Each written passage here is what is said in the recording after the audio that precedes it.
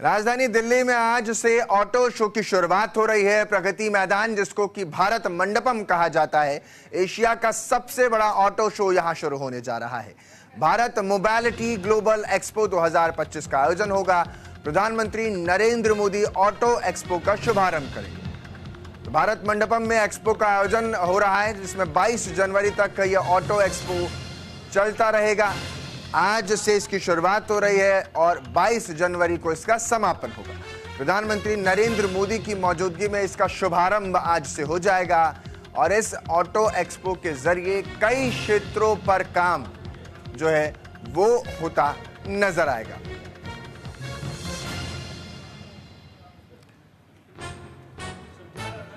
तो साफ तौर पर ऑटो एक्सपो में क्या कुछ रहने वाला है, क्या कुछ आज की तस्वीर निकलेगी, 22 तारीख तक जो जारी रहेगी, वो आपको समझा देते हैं। तो ऑटो एक्सपो में मुख्य आकर्षण के जो केंद्र होंगे वो क्या होंगे, जिसमें सबसे पहले आएगा अग्रणी वाहन OEM की भागीदारी, इलेक्ट्रॉनिक्स, कनेक्टिविटी, वैकल्पिक ड्राइव सिस्टम, अत्याधुनिक बैटरी प्रौद्योगिक और भंडारण समाधान, जीरो कार्बन उत्सर्जन पर ध्यान और ईवी यानी इलेक्ट्रिक व्हीकल निर्माण का प्रदर्शन। एशिया के पहले हाइड्रोजन दहन निर्माण का अनावरण भी प्रधानमंत्री करेंगे।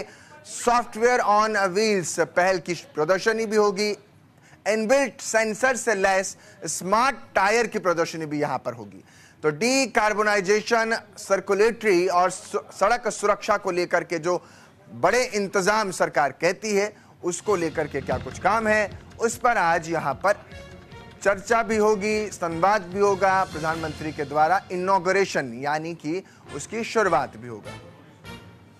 मेरे सहयोगी ज्यादा जानकारी के साथ आनंद कुमार सिंह फोन लाइन पर जुड़ रहे हैं। आनंद, आज इस एक्सपो में क्या कुछ रहने वाला है, क्या कुछ विदेशी जो पार्टनर्स है वो भी शामिल होने वाले हैं, क्या कुछ जानकारी निकल कर आ रही है?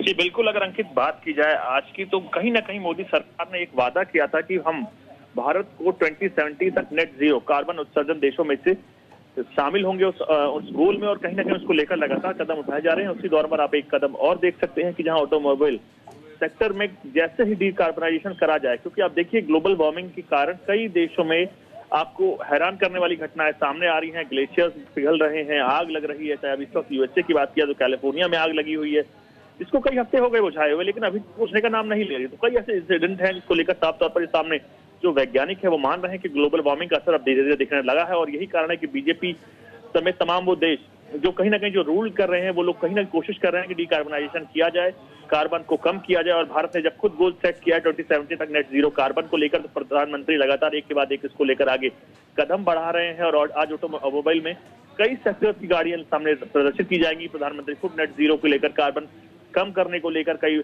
लोगों के पास जाएंगे, बात करेंगे और उनसे चीजें जानने की कोशिश करेंगे कैसे कैसे सरकार आगे कदम बढ़ा सकती है। उनसे बात करेंगे, उनसे ये जानने की कोशिश करेंगे कि उन्होंने क्या स्पेशल किया जैसे डीकार्बनाइजेशन किया जाए। तो कई ऐसे स्टेप उठाए जाएंगे आज, जिसको लेकर कहीं ना कहीं माना जा रहा है कि जो प्रधानमंत्री ने गोल दिया है 2070 तक नेट कार्बन जीरो को लेकर, तो उसको सरकार आगे बढ़ रही है।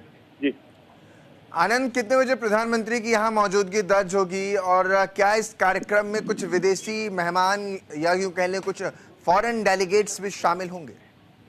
जी बिल्कुल, अगर बात की तमाम घटनाक्रम की, तो लगभग जो हमें 10:30 के आसपास बताया गया कि प्रधानमंत्री यहाँ पहुंचेंगे और उसके साथ प्रधानमंत्री के साथ कई डेलीगेट्स होंगे जो बाहर के लोग आए हैं अपनी प्रदर्शनी लगाने को लेकर और अपनी टेक्नोलॉजी को लेकर। देखिए, आपको समझना होगा इस वक्त जो समय है वो समय बहुत महत्वपूर्ण है और टेक्नोलॉजी वो जरिया होगी जो देश को नेट कार्बन जीरो की ओर आगे बढ़ाएगी।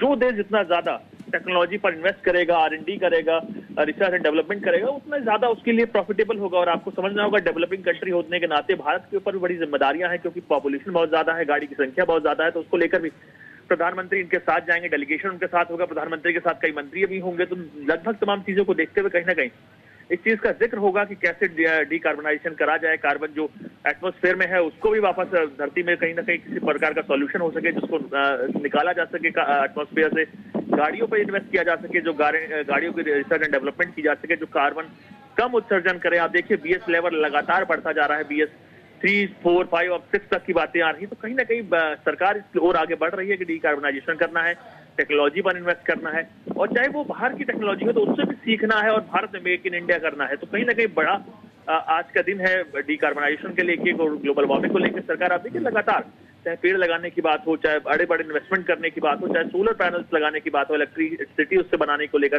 गाड़ियां एक मेन प्रमुख कारण है जिससे धुआं निकलता है, कार्बन निकलता है, जिससे तमाम चीजें। आप देखिए दिल्ली में आप हैं इस वक्त, तो वहां पर देखें तो कहीं ना कहीं पॉपुलेशन के साथ साथ पॉल्यूशन एक बड़ा इम्पैक्ट करता है। इस वक्त जो दिल्ली है वो कहीं ना कहीं गैस चैम्बर में तब्दील रहती है, तो उसको सॉर्ट आउट करने के लिए, उस परेशानी को खत्म करने को लेकर सरकार लगातार मंथन कर रही है, और कहीं ना कहीं उस मंथन का जो सॉल्यूशन होगा वो इसी ओर से निकलेगा। कहीं ना कहीं तमाम चीजें को डिकार्बनाइजेशन किया जाए, जो गाड़ी है सीएनजी पे चले या नेट जीरो जो गाड़ियां उत्सर्जन करती हैं कार्बन उन पर बढ़े, तो कहीं ना कहीं बड़ा दिन है आज। और प्रधानमंत्री जब खुद लोगों के बीच में जाएंगे, इन तमाम उद्यमियों के बीच में जाएंगे, तो उनसे सीखेंगे, उनसे जानेंगे, और कहीं ना कहीं उस टेक्नोलॉजी को, भारत को आगे बढ़ाने को लेकर जो वादा किया गया है इंटरनेशनल तौर पर, पेरिस एग्रीमेंट में किया गया है वादा, तो उसको तमाम चीजें आगे बढ़ाया जाएगा, उसके साथ ही चीजें सामने रखी जाएंगी।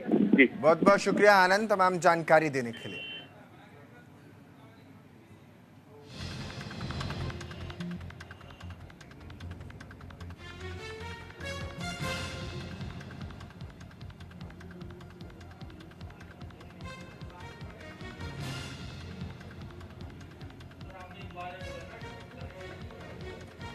तो देखिए साफ तौर पर 22 जनवरी तक ये ऑटो एक्सपो चलेगा और 2025 इसका नाम रखा गया है ऑटो एक्सपो 2020-25।